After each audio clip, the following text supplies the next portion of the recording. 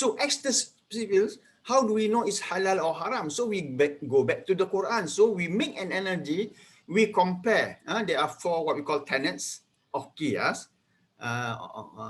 So the first is we look at, oh, this ruling is not mentioned in the Quran or the hadith of the Prophet, but there is liquor. Liquor is mentioned. So liquor is haram. Okay, liquor is haram. How do we compare? So the scholar, this is the most difficult part. The illah, they call it the illah or the rational. Why is it haram? So people say, oh, alcohol is haram. So you see nowadays that people say, no, alcohol for perfume is not haram because why? So what happens is that it is haram because it obstructs the mind, or you spoils the mind. So what happens now?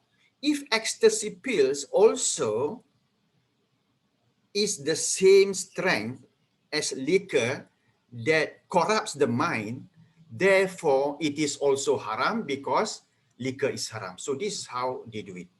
Now, and then they have what they call istihsan, which I think is a bit more difficult because it's not in this topic, because all these actually are separate topics that needs another session, that needs session on its own. That's why, for example, this usul al-fiqh is 42 hours, this one 42 hours if you learn in, or rather 3 credit hours in the university. And then we say, if we have istihsan alone is 3 credit hours. So all these are important, which cannot be explained here at the moment.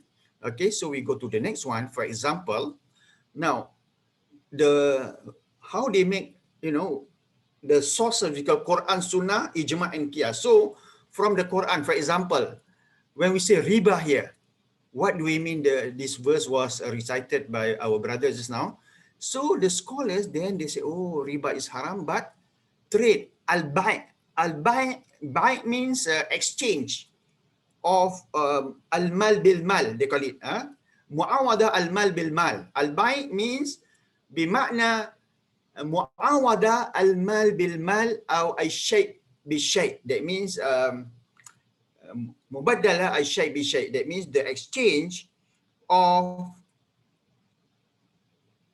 property with property, or the replacement or substitution of a thing with another, one thing with another thing.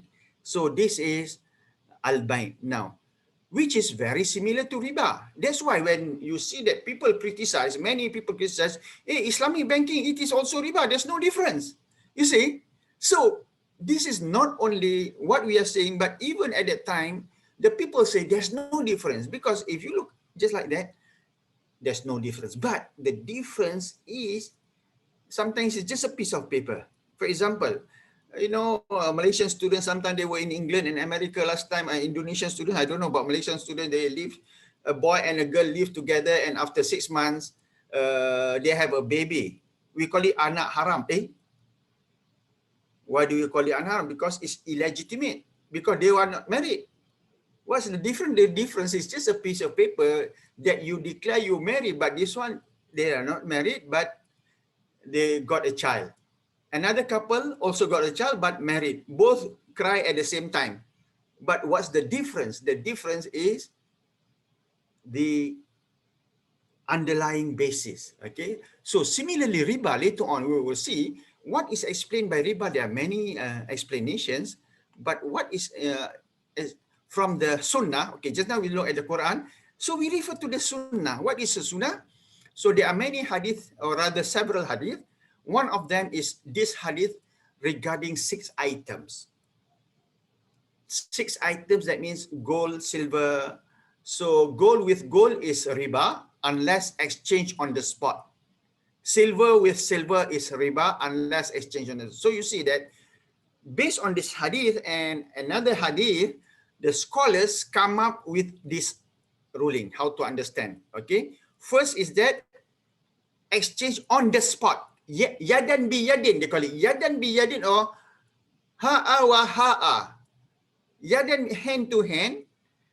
Ha'a, take and take. That means on the spot. Under today's terminology. Later on, we'll see that spot exchange, we call it, okay? Then we understand what is spot, what is not spot. So here, it must be a spot exchange. The other one, mathalan bi mithlin, yadan bi yadin. That means like for like, hand to hand. So, when you exchange gold and gold, it must be at the same time, same amount. So it's a bit difficult to understand, right? Another hadith say that the dinar and dirhams, instead of gold and silver, the word mentioned instead of dhahab and fidda, it mentions dinar and dirham. So dinar in dirham is specifically the currency of gold and silver. Now, then we are going to have headache, because that's why we need the scholars to understand, because to us, we don't understand the text and the context. So when you want to understand the Quran and the Hadith, we need to understand the text and the context and formulate what we call the objective of that verse of the Quran or the Hadith, and then apply. Okay? So, for example, the scholars say it is the increase in specific items. Okay? That means what happened is that, what are the specific items? There are 6. But some scholars make an analogy or qiyas. Oh, it's not only 6. Rice is also one of the things, because rice is not mentioned in the hadith. The hadith, if you see, it mentions only wheat, right? Here, wheat, barley. Okay, wheat, but it doesn't mention rice, doesn't mention potatoes, but by analogy, because they say, oh, this is staple food. See, the currency, one's currency, the other type of currency is staple food. Therefore, they feel that the wheat and the rice and potatoes are also part of this, okay, as an extension by qiyas, by analogy. So this is how they do it. Now, the tenets of qiyas, as I mentioned, the asal, this is the original ruling. Okay, there are 4 things. Okay, sorry. There are 4 things here. We call asal. Asal is the origin. Asal lah in Indonesian, asli they call it. I don't know, asli you call it. And then fara'u, which is the cabang, the branch. Okay. And then this is the most difficult thing to understand, to rationalize, because it says the effective cause, the rational, the reason, the illah, the reason why it is haram. And then we have a ruling. So here, for example, in the Quran, liquor, the original issue is liquor, and liquor is haram.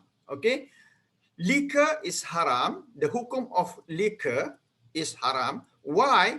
Because of the intoxicating effects. So when you say we take ecstasy pills or drugs, if it has the same intoxicating effect, therefore it is also haram. So this is qiyas. You compare. Now, this is where is the most difficult part in Islamic finance. What is the reason when the Quran say like this, when the hadith say yadan bi yadin, how to understand? Because not many people understand the implication to the economy. We can only guess. But how do we guess that our guess or our ijtihad, our opinion is correct? So this is the most difficult part, okay? But it can be done. Now, what happens? Okay, remember I said just now, there are 2. One, the Usul Fiqh, Fatur Rahman and Professor Mukhtar Yahya's book. If you look at that, there's 2 parts. One part is the Usul Fiqh. The second part is the legal maxims. Okay, one part is the Usulul Fiqh and then the Qawaid Fiqhiyah. So what happens is that I wanted to write on this one, but it's a bit more difficult. So at that time, I wrote the second part, which is the Qawaid Fiqhiyah. Unfortunately, now this book, this is my one, I think it's my 6th book. No, 6 books. This is number 6, my number 6 book, which was published in 2014 and has been used in the universities, but unfortunately, it's out of stock and out of print, and the publishers say they are not printing anymore IFIM, which is under Bank Negara. They say they're not publishing. So I have a slight problem here because of copyright issues and so on. Verbally, the CEO said, never mind, you can publish, because we don't publish anymore, but it's not on paper, so, or maybe I need to change certain things. So these legal maxims, what happened is that I apply in today's environment. Because what happens is that not everybody applies in today's environment. If you look at the scholars' opinion, what happens is they give all the old opinions, old examples. So I'm giving current example. For example, okay, we have in my book about 95, I'm supposed to write 99 legal maxims, but at 95, I was so tired, so we published 95 only. But the main one is the 5 leading legal maxims, we call it. So these 5, if you must memorize here, if possible, to understand. Apart from the usul, memorize these 5, which is harm must be eliminated. So how do we judge?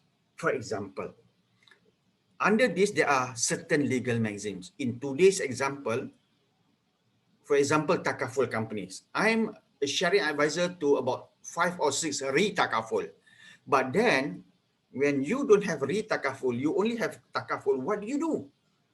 You need to have, but this takaful, sometimes they need re-takaful, but this re-takaful are conventional. When we first started, there's no Islamic. So we have to take non-Islamic. Okay? For example, tabung haji, we have 100 million building. But at that time, the capital is 10 million, the takaful company. So 10 million ringgit, if tabung haji gets burned, then you are finished. So we call it akhafu dararain. That means both are evil, both are bad, both are haram, but which is less haram. So if you have no choice, there's only 2 choice, so you choose the lesser one. Okay, and then we have innamal a'malu binniyat. Acts are judged by the intention. This one will be another subject later on. Al yakin la yazulu bisyak. This is important. This is important because it shows that we call it certainty cannot be overruled by doubt. There are also legal maxims under this, and which we will apply slightly later. And then hardship. There's 2. One is darura. One is mashakka. Mashakka is hardship. Darura is like necessity. I call it indispensability. There's no choice. But hardship, there's a choice. You won't die. For example, harm, if you don't do this, you die. So you are allowed to eat pork.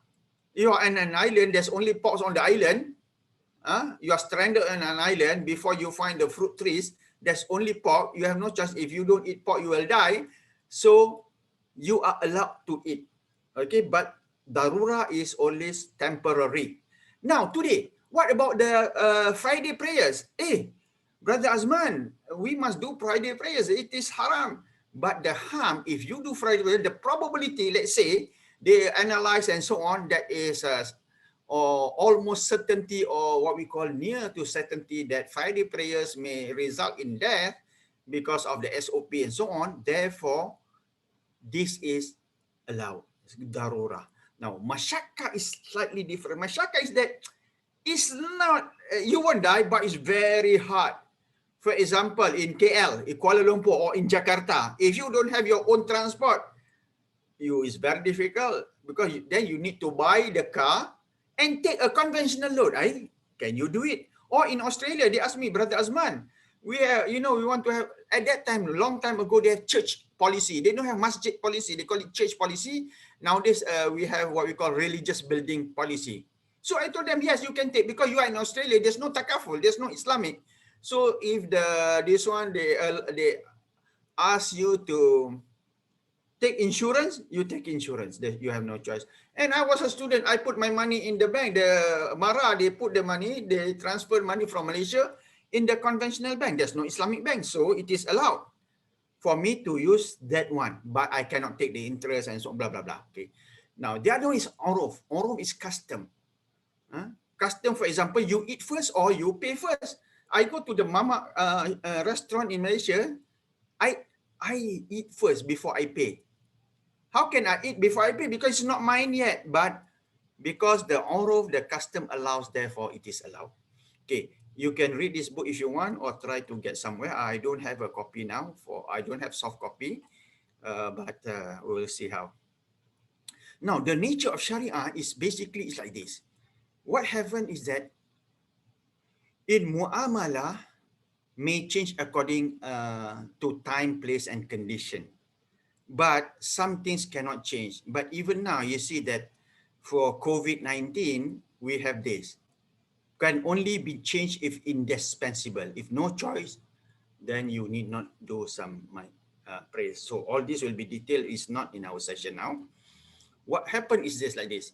If anything is general rule, of course, the exception is that you cannot, for this, you cannot change the ruling. For example, Friday prayers on Friday. Brother Azman, I built a big mosque in Denver, in Colorado, but nobody comes, or not many people come because Friday is not a holiday. Why don't we we change the Friday prayers to Sunday? No, it is not allowed because this is ibadah. But other than ibadah, it is allowed to change. Ibadah you can change. Now in summer, Brother Azman, is Ramadan is in 18 hours. Why don't we change Ramadan to December? No, because this is ibadah. But for muamalah, you can change. Al-yakin la yazulu bishak. La yazulu bishak. That means certainty cannot be dispelled by the default ruling. Al-aslu fil muamalat al-ibaha is permissibility. So anything is possible. So if you want to say that this is haram, you have to prove it is haram. Here, you have to prove that it is commanded. So it's different, okay? So we need to understand. So what happens here is that the default ruling is permissible, but there are three main elements that the scholars always mention that render certain things haram, okay? I know. Is this too fast or too slow, by the way? Because I'm trying to, it's 1 hour to say. It's not easy because normally in my lectures, these are about 1 week. The whole thing is about 1 week, but we are trying to do in 1 hour. Okay, 1 week like 42 hours, or rather 30 hours. So it's not easy. So what happens is that we have riba. Riba, as I mentioned just now, it is usury or interest, translated as interest. Now, what happens is that the legal definition, as I mentioned just now, it is as in specific goods. Okay. So what happens based on the hadith of the Prophet, a few hadith. So the scholars make it like this. If you exchange gold and gold, different amount, different time, it is haram. Okay, you must be exchanged now. It's difficult to understand, right? For example, gold by qiyas or by another hadith, as I said, dinar and dirham. If I want to change cents, or rather US dollar and Japanese yen, US dollar and rupiah. Now, the US dollar, when you want to change, you have to change at the same time here. Okay? Different time is haram, same time is not haram, as spot exchange. So haram if you exchange different time. That means I give you gold, you give me silver, I give you Japanese yen, you give me US dollar, I give you rupiah, you give me US dollar. Now, if the thing is different time, it is haram. The scholars say, but remember, we have a problem. Later on, I'll show you T plus 2. I will mention what is T plus 2. Now, similarly, so in these terms, if you have forex, you call it foreign exchange, you go to the money changer, you exchange now. You can say, okay, I give you now 10,000 US dollar. Today's rate, tomorrow, you give me the no. Tomorrow is tomorrow's rate. Okay, then we have a problem. Some people ask me, Azman, what about this interest-free loan? Because interest-free loan is supposed to be haram if you look at qiyas.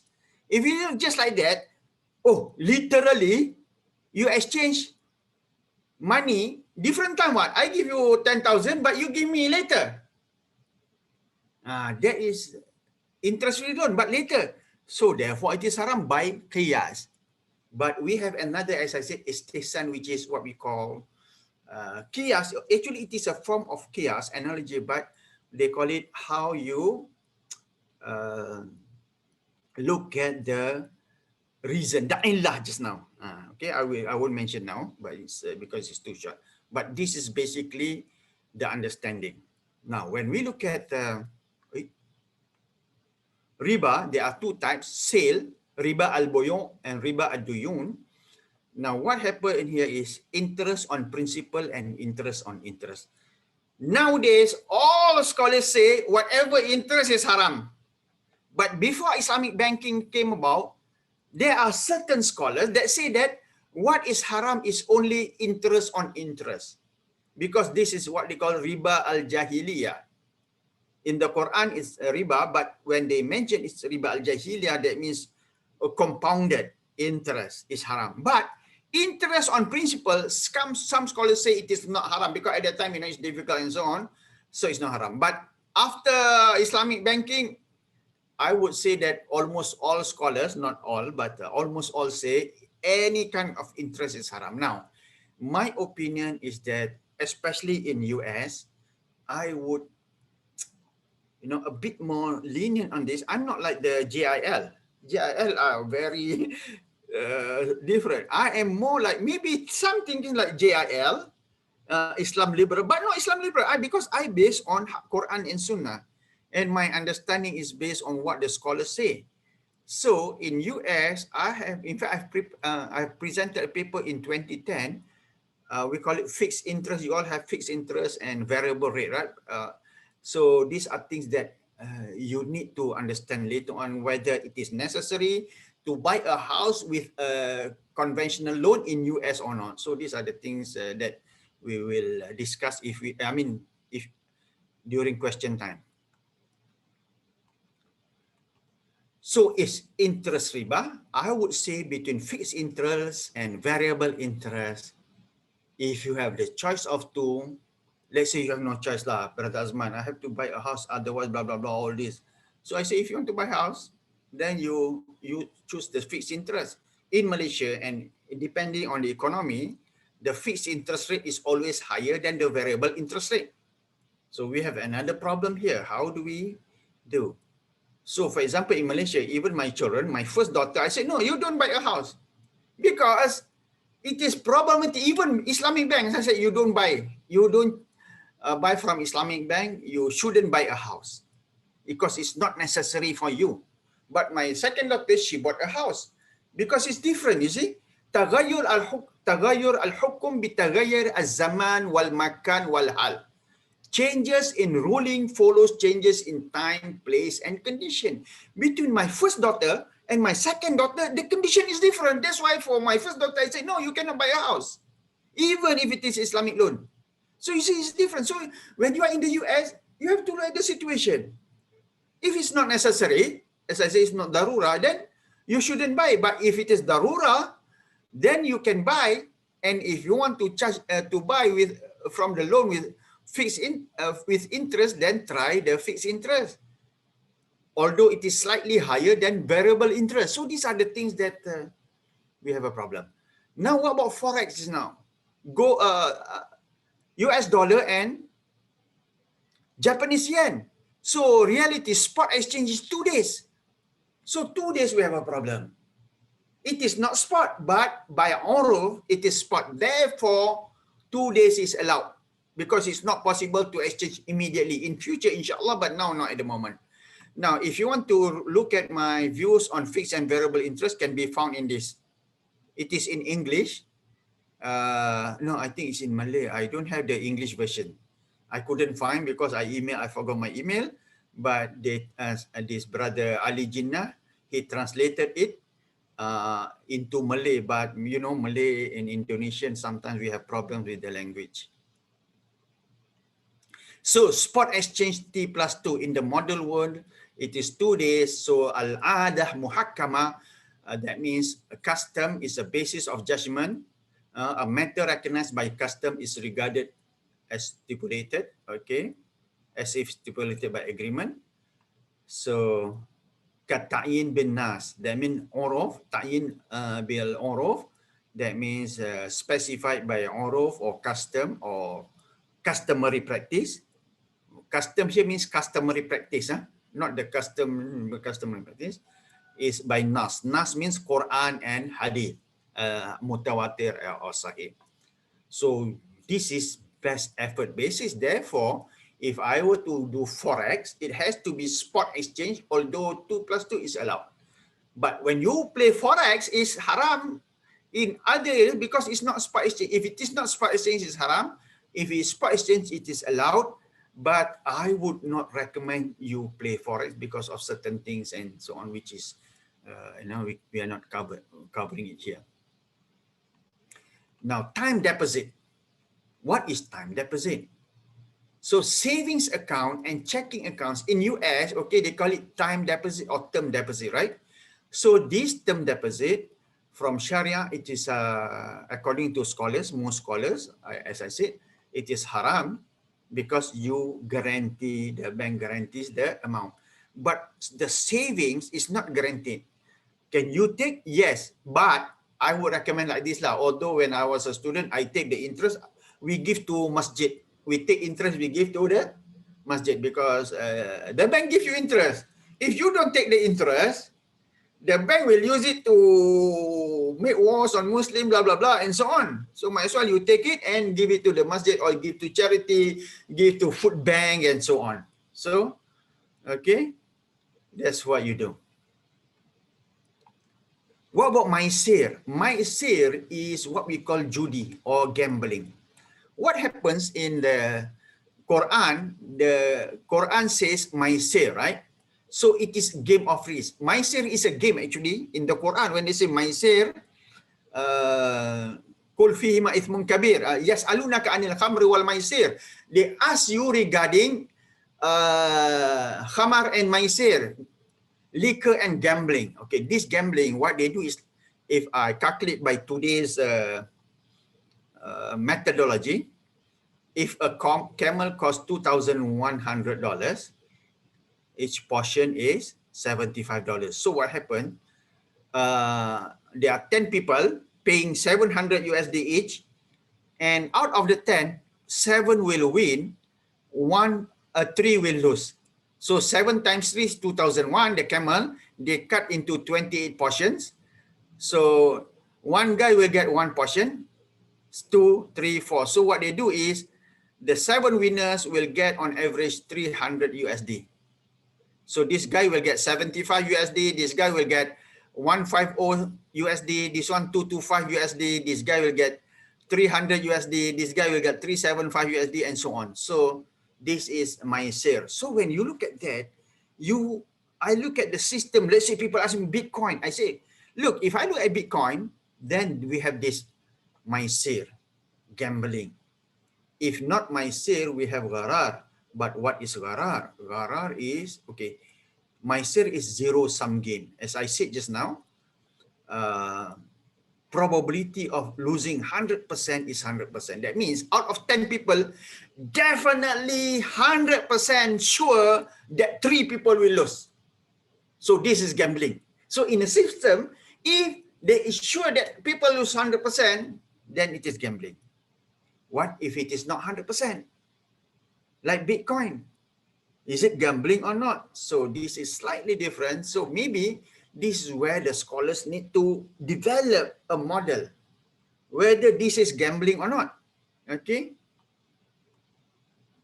We have what we call gharar. Is it gharar? So what I have developed in the paper just now, I have calculated what we call risk coefficient. Risk coefficient is risk divided by return. So the risk coefficient, so for Bitcoin, I look at Bitcoin, for example, the risk coefficient was 600%.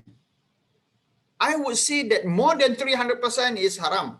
Maybe, I don't know, it's just that my opinion, but I think the scholars need to sit down and calculate at what percent it is haram. Definitely Bitcoin is 600%. I studied this with my students last time. I gave them the Excel compute and I showed them, and it was about 600% per annum. They call it the risk coefficient. So it is very high. Okay, so anything that you want to do, you want to invest, if the risk is very high, risk of it is very high, then probability is haram. At what level? At the moment, I don't know. I would say 300%. I don't know yet. No, I need to do further studies and so on. Okay. So this is gharar. Gharar means khatar, danger. Okay. Exposure to danger. So how much are you exposed? If you are exposed, the risk is much higher than the return, then we call it risk coefficient greater than 1. Whether greater than 1, 2, or 3. At the moment, I'm putting at 3. It could be when the scholars analyze, they say, Brother Azman, no, even more than 1 is as haram. I wouldn't say more than 1. At the moment, I'm trying to say it's more than 3. Okay. So gharar is uncertainty. So there are major gharar and minor gharar. So gharar is difficult, whether this is gharar or not. So, it takes another half an hour just to explain what is gharar. But we have half an hour for everything. So the time now is 8. I have about 10 more minutes after that question, but that's why I'm going very fast. How to determine gharar? As I said, risk over return. Risk is measured by standard deviation. So, for example, at what level is the risk coefficient? So, the red one, here I put it 2, 2. This is quite high. Maybe more than 3 is haram. 2, even 2 could be haram, we don't know. And yellow, it is more than 1. So, here is more than 1. When the risk coefficient is more than 1, it is haram, it's high risk. Then less than 1, it is okay. Anything that is less than 1, the risk coefficient is okay. For example, you here, this is the return. This one, A is, you invest in A, is return is 5%. This one also 5%. This one also 5%. But A, the standard deviation, the risk is 0. 0 divided by 5 is 0. So every year you go to, for example, in a savings account, or in Malaysia, we have the Islamic deposit and so on, tabung haji and so on, it's always that we call it, the risk is 0. Okay, risk coefficient also 0. Now, B, sometimes you get 7%, sometimes 11, sometimes 9, 8, sometimes very low. So the average or the average return is 5, but the risk is below 1. You see, 4 divided by 5 is 0.8, 80%.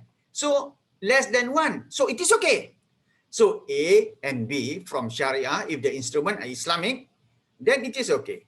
Or rather, if the instrument that is not against any Sharia rulings. But C, you see, here you get 13%, 16%, but sometimes you get -9. So here the risk coefficient is 11 divided by, it is 2.2. So 2.2 is, I don't know, I would say 3. 3 to me is maybe on the high. So maybe some scholars say even this is haram and so on. I wouldn't say it is haram, but you can see that there are 3 different risk coefficient here. Okay, so this is how when you do Bitcoin, the Bitcoin here, this one divided by this one is 600%. So to me, it is not recommended. So what is the alternative? The scholars say, okay, since riba is haram, haram, so we have what we call many contracts.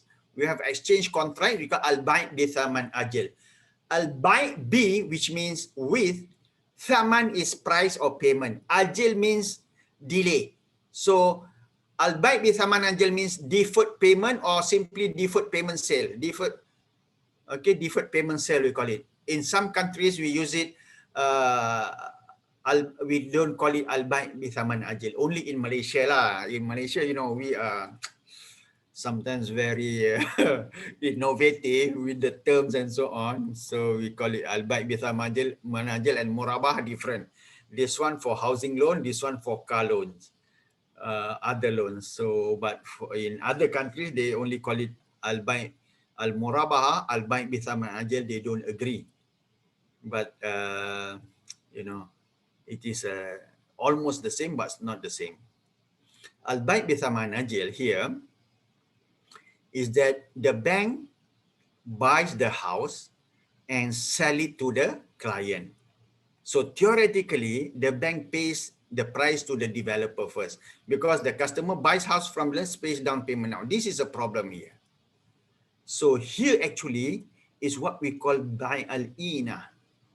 Because actually what happens here is that the customer pay first. So theoretically, it's not allowed because you are, who is buying now? Is it the bank or the customer?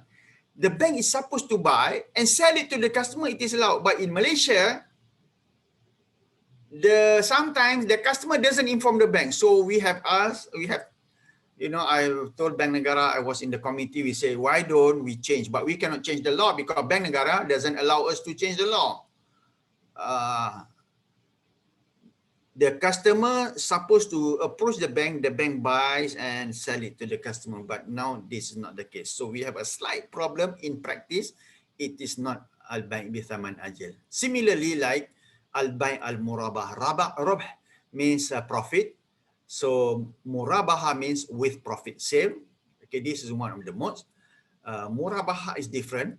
The term is, the implication is similar to al-bai' bithaman ajil, but murabaha means with profit sale. Bithaman ajil is deferred price, deferred payment. So I would say that the correct term would be al-murabaha bithaman ajil. Al-bai' al-murabaha bithaman ajil. But terms doesn't matter from Sharia viewpoint. Al-ibrah fil uqud lil maqasid wal ma'ani la lil alfaz wal mabani.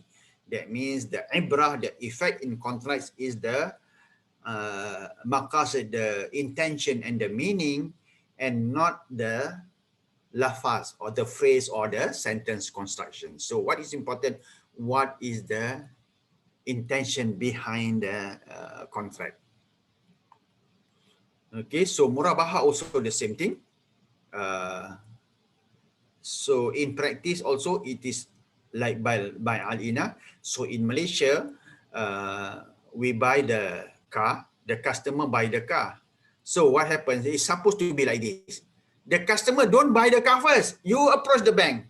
Then the bank pay the buys, okay? We ask the customer, okay, you buy for us. You are our wakil. You are our this one to buy the car, and then it is our car, then we sell it to you. Okay, this is okay.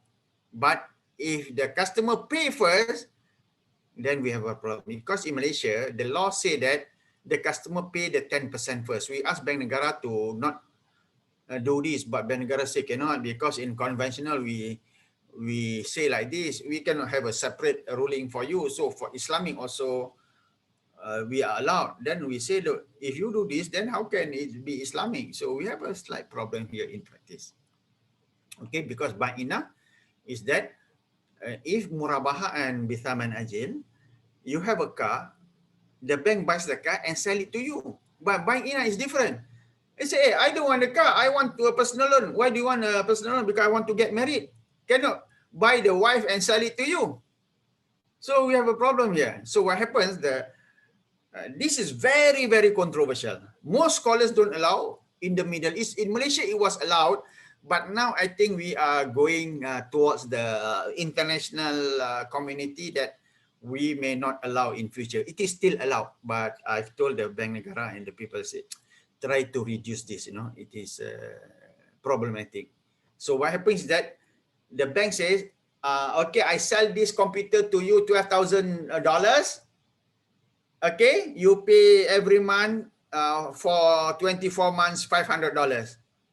Okay, so I sell it to you. Now, I buy it from you, I buy back from you $10,000 cash. So now, I give you the cash, but you pay me the 500 for 24 months. So this is ba'ina. So this is very controversial.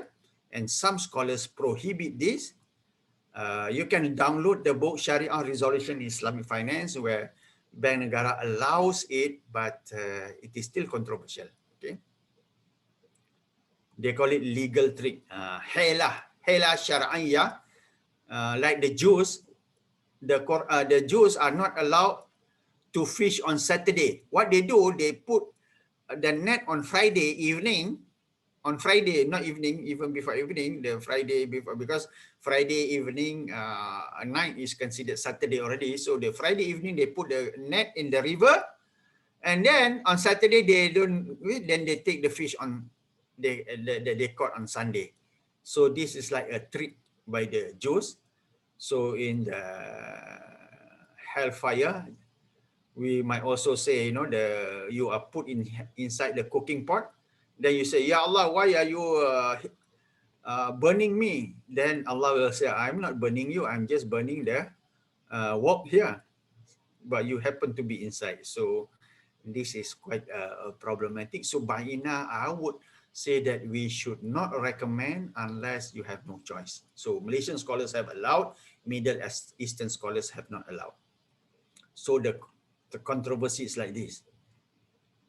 Because the hadith, إِذَا تَبَيَعْتُمْ بِعِينَةٍ, when you deal inah, okay, Allah shall permit your humiliation and He will not leave it from you until you return back to the religion, to your religion. So this is a problem because there is hadith, but the scholars who allow ba'ina say this hadith is weak, it's not strong enough. So since it is not strong, it cannot be a basis for hukum.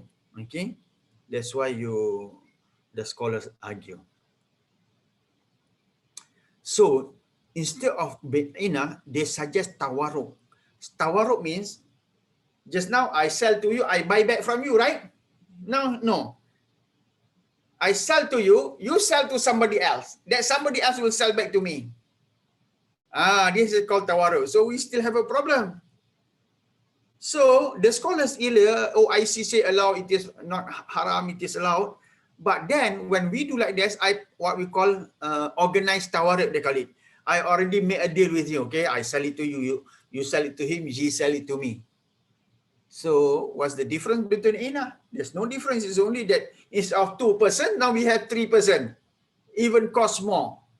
So we have a problem here. But in Malaysia, as I said, Malaysians are very innovative, like Indonesians also. In some areas, mostly Indonesians are better than Malaysians. But, in this kind of things, Malaysians, they come up with some crazy thing. And it is very interesting. We have what we call, apart from the tawaruk here, we have what we call, this is tawaruk. We have suk as-sila. So in Malaysia, they have the suk as-sila solve the issue of organized tawaruk. So you can Google here. So you see that we have what we call manage to run away from tawaruk because bai'inah is controversial. Tawaruk also like that. It is also controversial because we call it organized tawaruk, okay? Whereby there is a third party now. You see, third party, the bank approach the customer approach bank $20,000. The bank will buy from broker A, will sell to the customer 45. The customer will sell to broker B, blah, blah, blah. And then the customer will pay the bank 45,000 ringgit. So this is how it is done. Tawaruk is done, but it costs more to customers. So this is what we call organized tawaruk because you already deal with each other. So originally the scholars say it is allowed, but then when they look at this, they say it is not allowed. So because it's like bai'inah also, okay? So we have suk as-sila. Okay, then we have bai'us salam. Salam means salaf, or it means man aslafa minkum falyuslif fi kaili ma'lumin min wa wazni ma'lumin ila ajalu ma'lum. That means when you pay in advance, you know what happened? One day the Prophet saw the people relax. And he said, what are you all doing? He said, Ya Rasulullah, we are just relaxing. Maybe they don't have a cigarette at the time. They have this grass and relax. Why don't you work the land? Ya Rasulullah, how can we work? Last time no issue because we take a loan, riba. But now the Quran says riba is haram. So the Prophet said, then do bai'us salaf. Bai'us salaf. What is bai'us salaf? That means you can do it, but now what happens, instead of riba loan, you sell to the, the one that is giving. Let's say, okay, I sell to you this fruit. The dates will, after 3 months, it is ready. I sell to you at this price, but you pay now. So you pay now. They pay now, okay, in advance, but the fruit will be delivered later. So it is allowed with 3 conditions: known measure, known weight, and delivered at a known period, a known time. Okay. So it is a contract which is in advance. Okay, you all read later on. In future, you can just have what we call certain sessions, but I hope you can ask me on this. Okay, this is example of the salam sale. Okay, I think it's already 8:30. I will try to finish quickly. 8:30 too. What happens is the salam sale is allowed because the Prophet also allowed.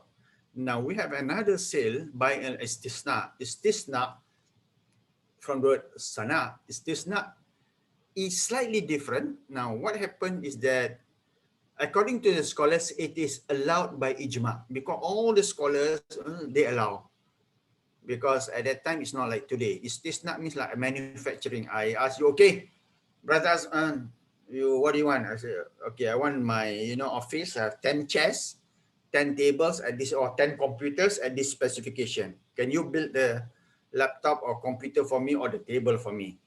So this is the quotation. I agree. Now, the thing is not there yet. Okay, it's not there yet, but the specification are there. So this is allowed. This is called by al-istisna. Okay. Now, we have a problem here because the customer requests the bank delegates the customer, okay, and then the banks and the manufacturer sign. So here the bank is buying first. So then the bank sell to the customer, okay. The bank is buying. For example, I want a house. House, they call it on istisna, okay. Some people, or factory or manufacture something. Okay, the manufacturer will deliver the completed asset to the customer. The customer will start paying. Now, for example, I have a house. I have a problem because the bank is supposed to sell to me, like the buy al-murabaha or buy bithaman ajil. The bank is supposed to, I'm buying from the bank, but the house is not ready because the contractor and developer is not ready. But the bank say, you must pay. So I told Bank Islam last time, how can I pay you? Because I am buying from you and you have not delivered the house and you ask me to pay. So you see we have a problem. Theoretically, Bank Islam buys the house and sell it to me, either by istisna or muraba or bithan marji, it doesn't matter, but I'm buying from the bank. But now, the bank says, hey, the house is not ready, I have to pay the bank. How can it be? So this is a problem, okay, if this happens. The other one is ijarah. Ijarah is easier. In business, they call it ijarah tashwiliyah, which is operating lease. The other one is financial lease. Operating lease means just ijarah. That means I just lease. At the end, nothing happens. But ijarah maliyah, financial lease, at the end, I have to buy. Okay, we call it ijarah. This is straightforward ijarah, but the one that I'm looking at is ijarah maliyah, is al-ijarah thumma al-bay'. Al-ijarah, the sale, thumma, then the al-bay', the sale, the leasing, then the sale. Or muntahiyah. Muntahiyah means ending, bitamlik, in ownership. Okay, so this is 2 types of ijarah. The normal one, I just lease. The other one is, at the end, I will buy from the bank. We have custodian contracts, wadi'ah, there's no issue. We have savings account and current account, this is okay. This is okay. But do conventional banks violate? Okay, what happens if you have a checking account or the savings account? It is okay. If you have the fixed deposit or time deposit, then that is, I would say most scholars say it is haram, it is interest. But the other one, I say it is okay. It's just that when you receive the interest, you give it to charity. So in Malaysia, the Islamic system does not permit guaranteed returns. So savings account is not guaranteed. Therefore, it is okay. And in Islam, we have what we call hibah. It is also like interest, but it depends on the bank, up to the bank. So if Islamic bank you say allow, conventional bank is also allowed. So that's why my rationale is like that. If you say this is okay, then if the same thing happen here, it should be okay. If this is not okay, then this is not okay. Okay, this is what I call consistency in ruling. Unless it's this different time and different place. In Malaysia, for example, I say this is haram. But when I go to Singapore, the same thing, what we call a bond, government bond. In Malaysia, I say haram because you have Islamic bond. But in Singapore, when they say, Brother Azman, is this haram or not? Then I will say, look, this one I would say depends on the situation. It could be haram, but it could be allowed. So I will give the reason. For example, your CPF, you have, the Singapore government give the interest. I say, okay, that is allowed. But in Malaysia, so it's different. It must be Islamic. So you see, because situation. In Malaysia, I say you must take takaful. The masjid must take takaful. But if you're in US, you ask me, there's no takaful. I would say it's allowed to take the conventional insurance. So these are the things that we need to understand. Agency contract, no issue. We have ju'ala or ji'ala, we call it. Ji'ala means, during those times, the camels are lost in the desert. They say, okay, I lost 100 camels in the desert. If you can find one camel, I give you this much. 2 camels, this much. 3 camels, this much. You call it commissionable agency. So this is allowed. This is always happen in takaful. And then we have profit sharing contract, musyarakat and mudarabah. Actually, we have okay, this is an issue. Okay, before you ask, people criticize Azman, mudarabah is better than murabah. I say no, not necessarily better, because this mudarabah actually did not exist during the Prophet, or rather, the Prophet did not certify it.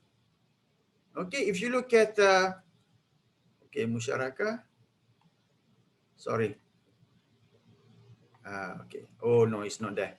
So what happens here? Mudarabah is not in the Quran in the Sunnah.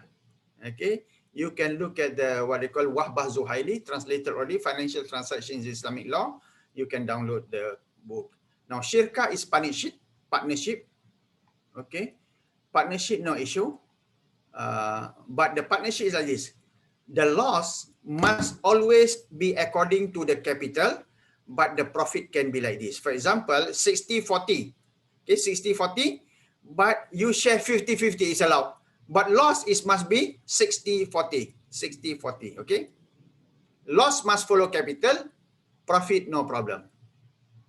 We have musyarakah mutanakisah. This was developed by our brothers from US or UK, Canada. Last time, Brother Mahbub Quraishi in 1970s. But not necessary this is better all the time. At that time, it was suitable, but not all the time. Mutanakisah, that means like this. A basic concept is, I buy the house, but I share with the bank. So my portion is I, the bank's portion 1 minus I, but later on I pay, it will become, the payment will increase, so my portion will be full. For example, this is the example. First 10%, 90%. I pay 1,000 every month. So the first one, 100, which is 10%. So my portion now, my share be from 10,000 to 10,100. But later on it increase until it's 100%. This one is another model. I need another half an hour to explain this, but basically it's very similar. Now, mudarabah, as I said, we have a problem here because Ibn Hazm said that all chapters of Islamic jurisprudence have a foundation in the Quran and Sunnah except for Qirat. Qirat is mudarabah, for which there is no foundation in them. So not necessarily mudarabah is better all the time. So it depends. I have done another paper, which if you want, I can email to you or give the link later on, whereby where do I suggest we do mudarabah, where do I suggest we do non-mudarabah. Okay.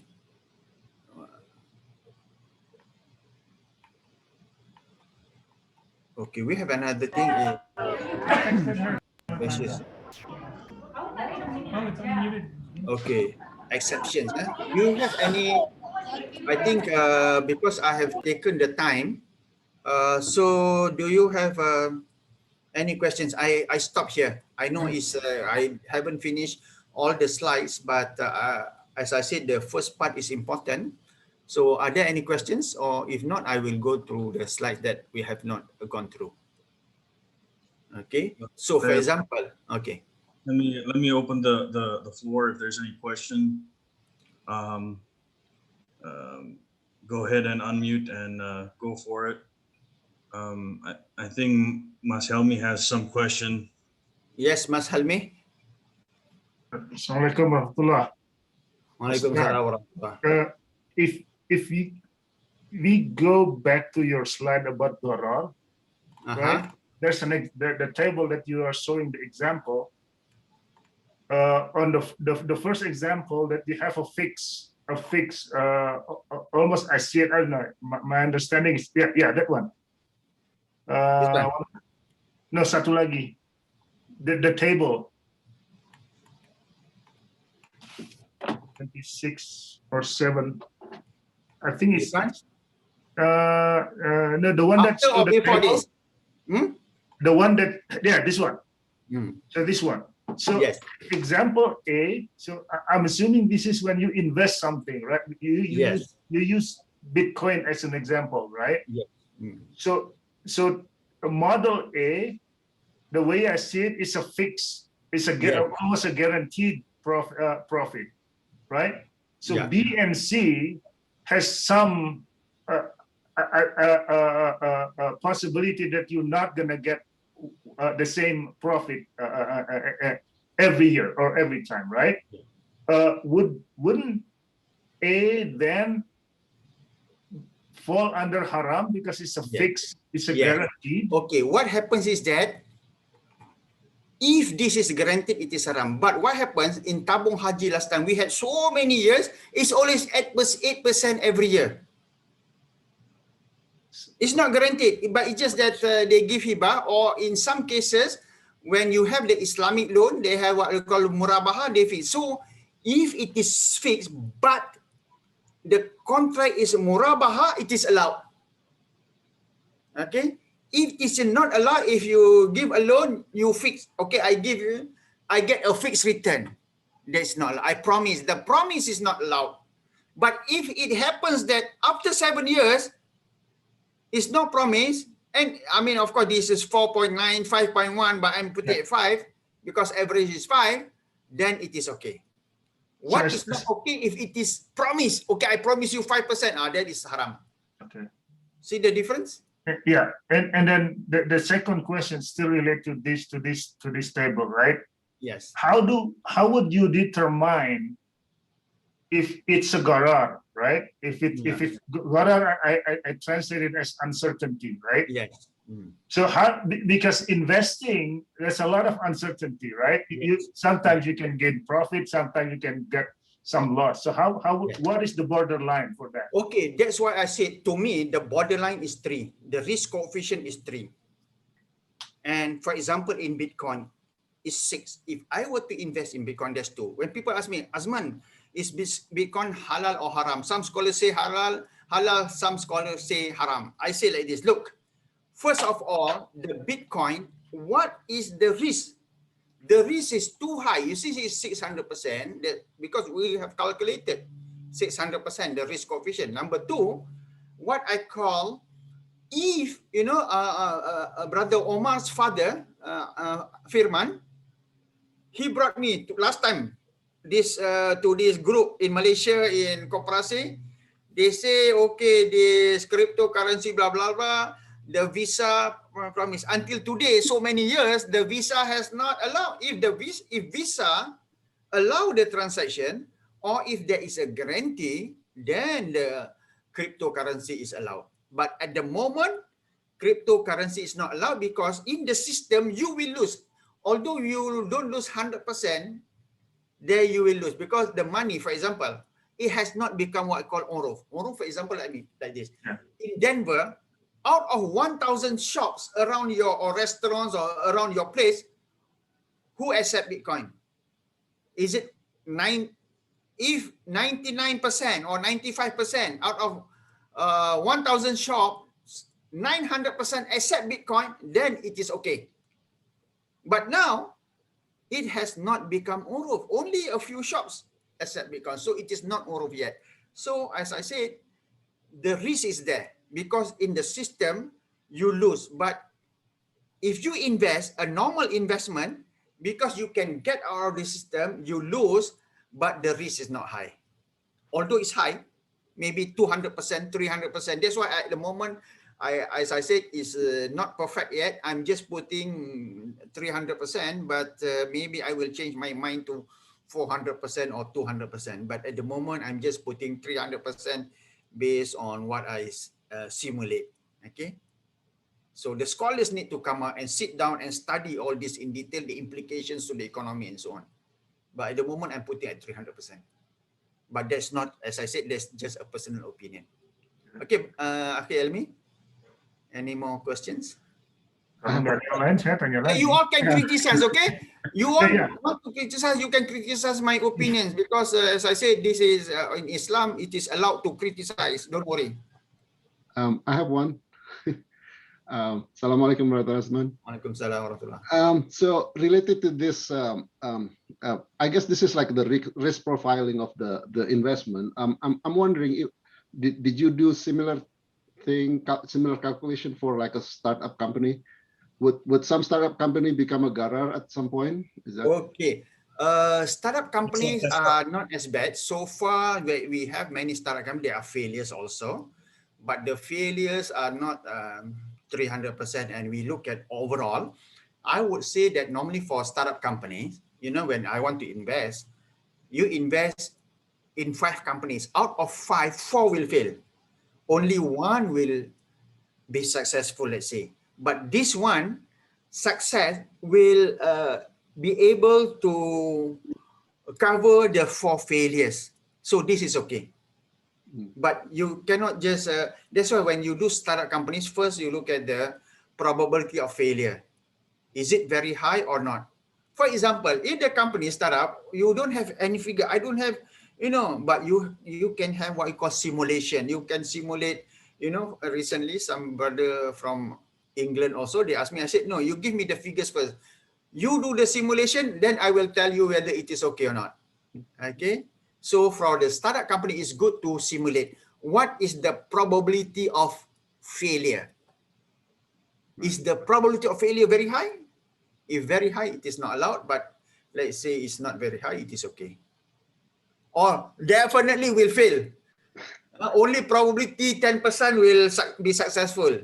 Or you know this company sure will fail. So you cannot allow that. You should not, especially if other people's money. Your own money, never mind. You, especially other people's money, you ask them to invest because you know that 90% probability that you will fail. So that is not allowed. Okay? Any more questions?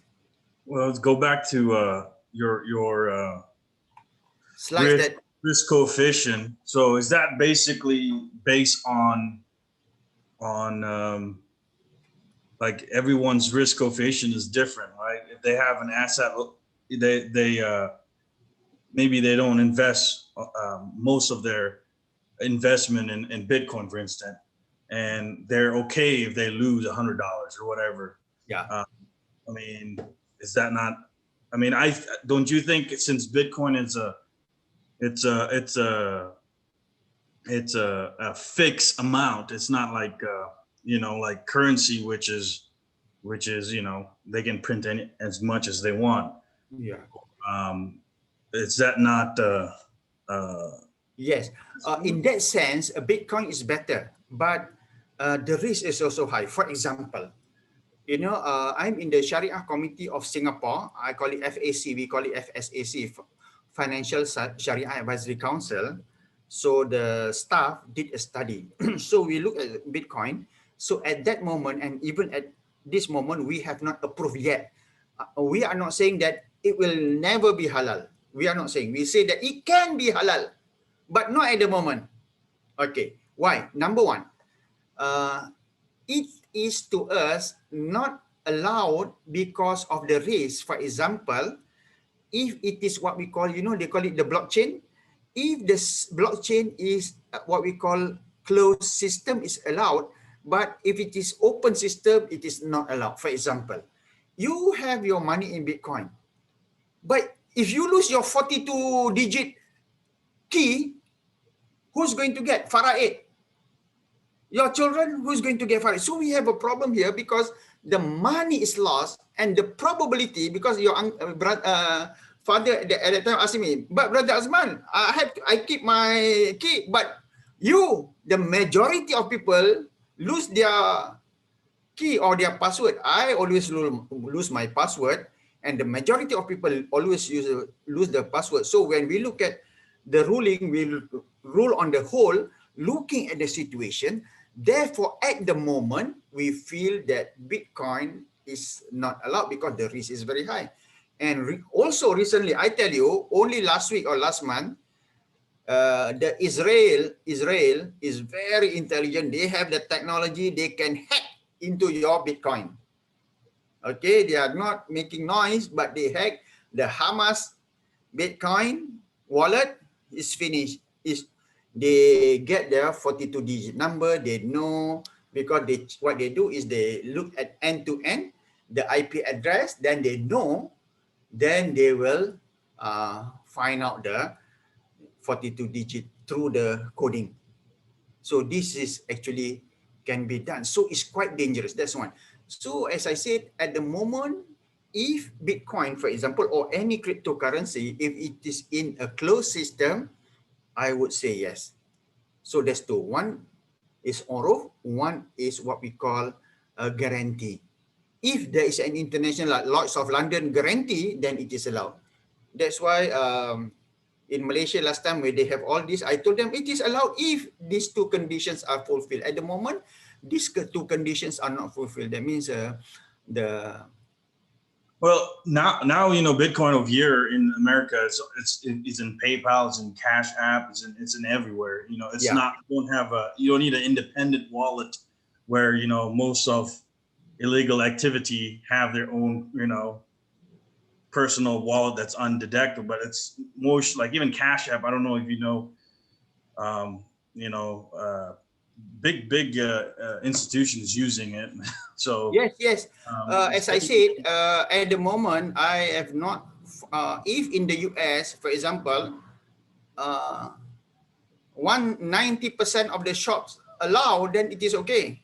But how many percent of the shops can you buy with Bitcoin now? It's not about, for me.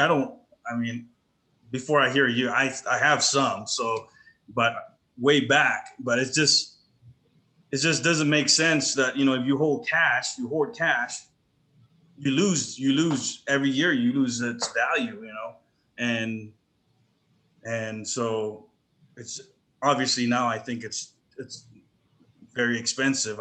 You go somewhere else to store. Yeah, but for those who are making money on the Bitcoin, no issue. But what about those who lose? Because in a closed system, in a system like the gambling just now, you have some people who will definitely lose. But that's like the stock market too, right? Yeah. The stock market. Yes.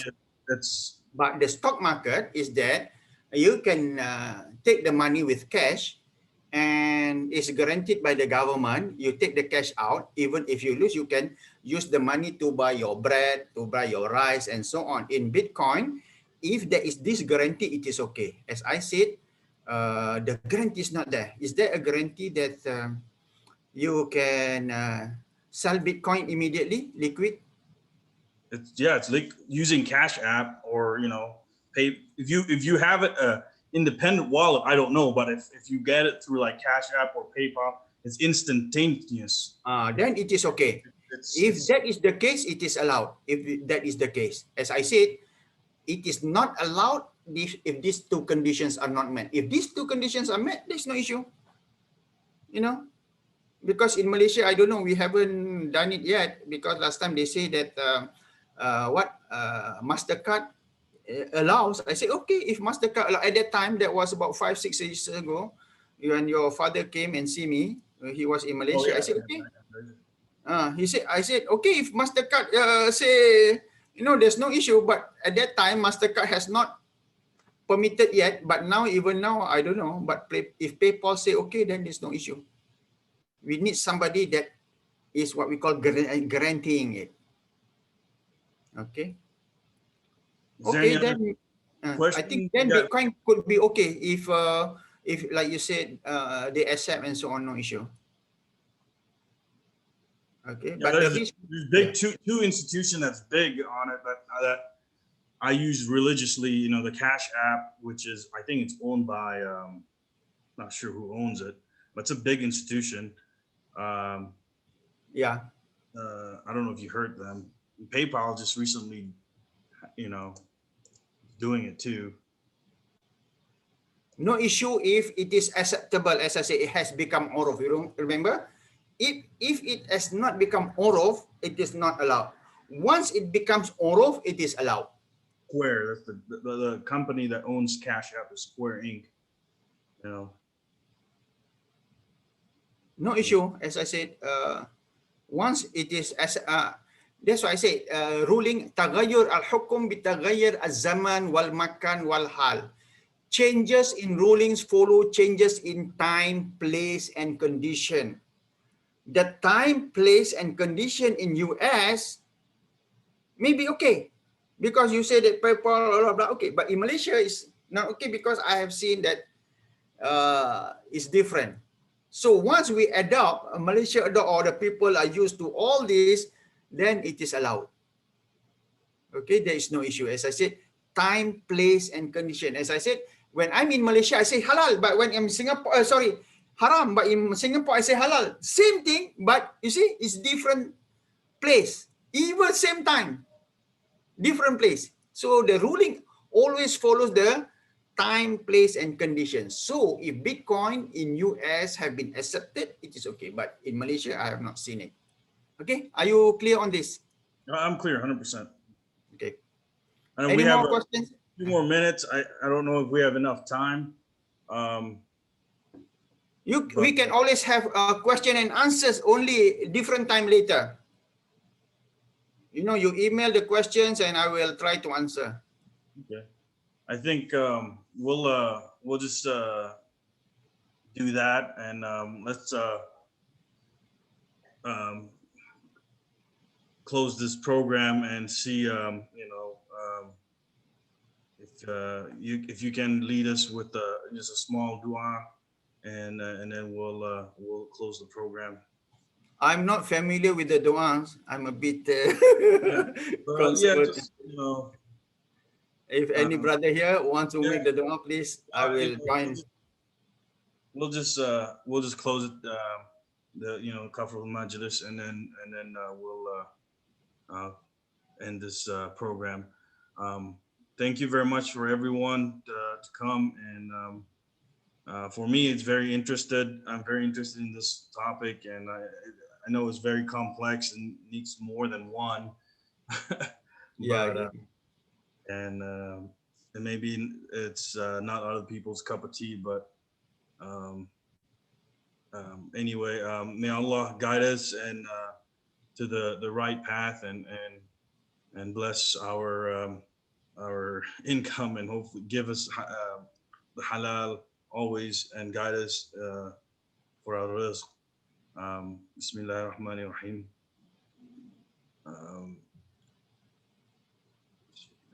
سبحانك اللهم وبحمدك أشهد أن لا إله إلا أنت أستغفرك وأتوب إليك. Jazakallah khair. Thank you very much. Barakallah fiikum. So brothers and sisters, thank you very much. If you have any question, you send to Brother Omar, and then he will email to me. Then I will answer and then reply in writing. And if there are any more questions, we can have another session on question and answers only on the questions that you are going to ask. Okay? Wabillahi taufiq. Wassalamualaikum warahmatullahi wabarakatuh. You can go ahead and go. We're just gonna have our. Okay. I will leave. Can I leave now, brothers Yes, and you can. sisters? Okay, assalamualaikum warahmatullahi. I leave now. Waalaikumsalam warahmatullah. Mas Dio, do we have any pengumuman atau? Kayaknya nggak ada ya. Ilham mungkin ada. Ilham masih ada ya. Ilham ada pengumuman dari youth. What you? Ilham Permata. Mas Helmi yang masih youth mungkin ada pengumuman. Ya, saya cuma bilang apa namanya, ini sesinya harus dibikin lebih fokus ke 1-2 topik saja, kan sudah dikasih basic foundationnya lah, bagaimana apa namanya transaksi apa segala macam, begitu banyak ininya. Nah mungkin kalau memang pengurus berencana untuk melanjutkan sesinya, ya dipilihlah 1-2-3 topik transaksi yang paling familiar dengan kita di sini. Jadi lebih applicable, kan banyak sekali itu yang tadi disebut yang mungkin nggak akan kena ke kita gitu. Itu aja sih. Aku juga nggak tahu. I mean, how it's gonna be. I mean, it seems like it's a very, broad. Yeah. But it's always in the back of my mind on, dealing with business and investing, everything. Jadi, Tapi pondasinya udah ini Umar, maksudnya dia ngasih dari penjelasan yang umum gitu kan, bagaimana caranya menentukan